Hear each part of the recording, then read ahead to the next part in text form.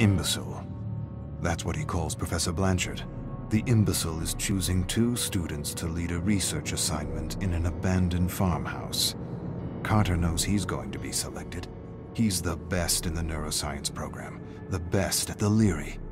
The Leary. It could only be the Leary. The Leary or the Allen.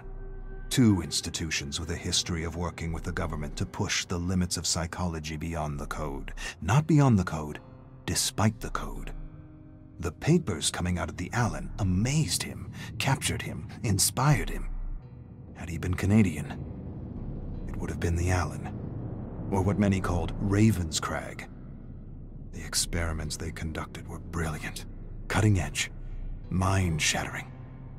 He wishes he were a student in the 50s studying under Lord Crag, the nickname patients gave the genius at Ravenscrag. Lord Crag returned from the trials with ideas, not cautionary tales, not disgust like the other bleeding hearts who condemned the doctors who would anyway be smuggled into his country and be given the highest positions in government in exchange for their discoveries. Lord Crag took the experiments he had heard about to the next level, and Carter hopes to do the same. But not with this professor, not with Blanchard, Dr. Bleeding Heart Blanchard. He has no idea what real power is. Real power is freedom. True freedom. Freedom beyond the limits of ethics and morality. Carter's leading the research assignment with another peer. The challenge? Secure the secret word through the good doctor, bad doctor interrogation technique put forward by some other bleeding heart imbecile at some other institution. He's bad doctor with a code, a list of do's and don'ts the imbecile gave him. Very limiting, too limiting, self-limiting even. How is he supposed to secure anything with these limits? Surely he realizes how futile the experiment is with this code. Nevertheless, he tries. He shouts at a fellow student sitting across the table from him. Shouts? Big deal. Tell me or I'll... Shout again. The student doesn't take him seriously. He's play-acting fear. It's all make-believe for him. I should smash his skull and yank the secret word out of his substandard mediocre brain. Second day, and nothing.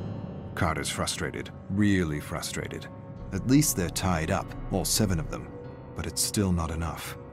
They need to take the interrogation to the next level, deprive them of food and water. They'll talk. When their cells begin to self-cannibalize, they'll talk. Better yet, he wants to deprive them of sleep. Sleep deprivation. Removes masks, lowers guards, makes prisoners talk for the promise of a few minutes of sleep. The 7 prisoners stare at him. They know they're safe. He can see it in their eyes. Limits. No one got anywhere respecting limits. He despises his colleague, Good Doctor. He'd have the secret by now had he been working alone and without a code. Ridiculous limits. Skinner knew better. Put his own kid in some kind of a box for years just to see what it would do. Huxley worked for the Secret Service and wrote Truths as Lies and Brave New World. War of the Worlds was another great test in mass propaganda. The power of the radio to induce fear and anxiety in an unsuspecting audience. The power of fear and anxiety to inspire silence and indifference and create perfect consumers. Ethics, morality, limits. For sheep, not shepherds. Carter feels anxiety unlike he ever felt as he watches Good Doctor interrogate one of his classmates. He approaches him from behind with a piece of wood, something he found on the ground, raises the makeshift club. Before he realizes what he's doing, he pounds the Good Doctor's head. Pretend fear becomes real fear as his fellow students stare at him in horror. No more Good Doctor. No more rules. No more limits. Except the limits of his imagination. Carter ties a student to a chair. Warm blood drips everywhere. He twists pieces of flesh off his face. The sheep look away, but never up. With terrible moans and squirms, he gets a secret word from each and every one of them. New, Reich, Horizons, Fourth, Bird, Kill. His classmates beg to be released. They sob and agonize in their chairs. They plead the experiment is over. You have the words. You win. We're done. Carter smiles. He's still got a few days. A few more days and a few more experiments to run. Could put his career at risk. But he's got the good doctor to take the fall. I'll take what I learned from Lord Crag and lobotomize these imbeciles and manipulate... No, not manipulate. Manufacture. Yes, manufacture reality. Music blares. Eyes are kept forced open with toothpicks. Carter piggybacks a looping song with an inaudible subliminal frequency to evoke fear, anxiety, and discontent. He experimented with the loop on his parents, always caused a fight between them. He doesn't remember where he got the loop. He first read about the subliminal frequency from advertisers. Advertisers deny subliminal loops work. Of course they do. Advertisers deny they use subliminal loops. But they do. They use them, and they work. They must. They must because peace and contentment is our natural disposition. War and discontent needs to be instilled, enforced, manufactured, repeated over and over again until it's the main script in the collective consciousness. Paperclip, Bluebird, MK Ultra, MK Delta, MK Search. They were all necessary. Lord Crag had the right idea, good instincts. So did the Black Sorcerer and the Dirty Trickster. They inspired all the goodies he brought with him in his bag. Music, drinks, drugs, lots of drugs. For a moment, just a moment, he hesitates. He'll probably go to jail for a long time if he uses his goodies. But being free, being truly free for a few days, is worth a lifetime of imprisonment. But I won't get caught. Good doctor will. Carter wonders if he can remother these sheep. Remother, he loves the term. He wishes it was his own, but it's not.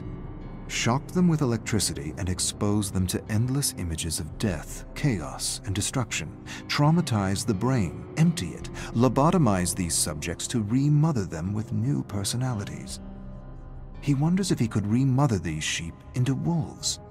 Get them to kill each other. Better yet, turn these good, law-abiding students into serial bombers. He rips the plug out of a lamp, splits the wires, peels the wire, places the exposed wire into a student's mouth, slowly approaches the socket, taking in his terror, plugs it in, screams as he remothers this exemplary student. A putrid smell of burning hair and skin reaches his olfactory receptors. There's another stench. Imbecile soiled himself. Carter laughs. He hasn't been this stimulated in ages. To be free. Ah, to be truly free. Carter hasn't had this much fun since he first tried to transplant a mouse brain into a rabbit. A week isn't enough. He wishes he had more time. He needs more time. There are new avenues within the mind to explore. Too many avenues, not enough time. He wishes he had the tools to operate on their brains. There are knives in the kitchen. Good work. Not surgical precision, but good enough. He's read about a gland in the brain that looks like an eye, a gland that supposedly secretes DMT, a kind of mystical drug. He wonders if he can extract it from a living subject. He wonders what a good dosage of human DMT does to a test subject. Carter unties a rope. He's going to release Good Doctor. He's pumped him with drugs and programmed him with new thoughts.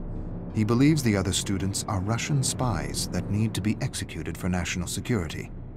He unwraps the rope and places a screwdriver in his hands. He changes his mind, removes the screwdriver, replaces it with a fork, changes his mind again, replaces the fork with a spoon. He's never seen a spoon used to kill a human being. He backs away from Good Doctor, who is lost and confused, remothered. He says a phrase. The moon is down. Confusion becomes clarity as Good Doctor stands and approaches the Russian spies with a spoon. Brilliant. Bleeding Heart Blanchard returns to the farmhouse with a group of men Carter's never seen before. They look like government men. He suppresses a smile and tells them Good Doctor got out of hand, took things a degree too far. He barely got out alive. Blanchard tells him to shut up. His tone is different. He doesn't sound like an imbecile. We taped the whole thing. Carter exchanges a look with the men in black suits. He doesn't understand. The imbecile enters and does the unexpected. He stares at the barely breathing student unperturbed. No fear, no panic, no emotion, nothing. He grins and mumbles something to himself in German. He turns to Carter with a smile. His smile turns to a grin when the men in black suits handcuff and arrest him. Blanchard whispers, "Looks like you had your chance to make merry hell and took it. The cuffs are just for appearances." I don't understand." "Yes, you do. You understand much more than the others. Welcome to MK Awakening."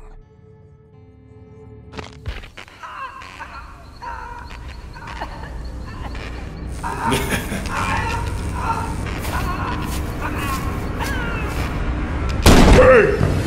Huh?